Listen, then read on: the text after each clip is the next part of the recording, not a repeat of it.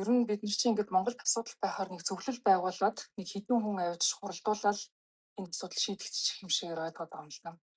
Тэгээд энэ эдийн засгийн зөвлөл дээр нь болохоор засгийн газар ерөнхийдөө бол ямар хүмүүс орох вэ гэдэг өөрсдөө шийдэх юм байна.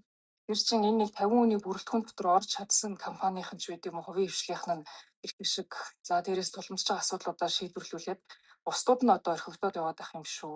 Дээрээс нь энэ нь одоо хэр хугацаанд тухайн одоо зөвлөлтөөр хүмүүс нь байж ах юм, иргэн сонгогддог байх юм уу, сонгогддог байх юм уу гэх мэт олон асуудлыг дагуулж байгаа. Тэгэхээр ерөн зүгээр юм зөвлөл байгуулад тухайн зөвлөл дээр асуудал шийдэх нь гэхэр чинь нөгөө бүтэц томруулдагтай л адилхан байгаа юм л та.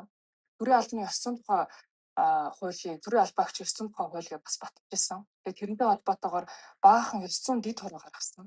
Хувь хүний одоо ёс зүй, ёс суртахуунтай холбоотой хуулиар буюу шийдэх одоо хэм хэмжээг одоо зохицуулах боломжгүй зохицуултуудыг бид нэр ингээ хуулиндаас гаргаж өчтдөг. Тэгээд дахиад баахан бүтэцээ нэмжидэг нэг ийм сонин тогтолцоо руу ерөнхийдөө яваад байна. Тэгээд эдийн засгийн эрхчлөлтөө өөрөө аюул чухал байдаг. Гэхдээ энэ нь үндсэн хуулийнхаа дагуу бид нар уг нь бол хангалттай тусгаад өгсөн шүү дээ. Манай улс чөлөөт эдийн засгтэр тулгуурсан хувийн өмчийг хамгаалдаг байна гэдгээд заагаад өгсөн. Гэхдээ энэ дээр байгаа заалтуудыг харахаар надад ч жоохон угаасаа л хэрэгдэхгүй байгаа зүйлүүдийг явьсан байдаг. Эсвэл бусад хуулиудаар эртний тэргүй хамгаалсан байгаа зүйлүүдийг давтаад ийм лозунгийн шинжтэйгээр оруулаад ирж байгаа нэг бодиттой байдлаар бид нэр одоо нэг эдийн засаг болон бизнесийн орчим сайжруулж чадахгүй юм шиг харагдчихэв л да.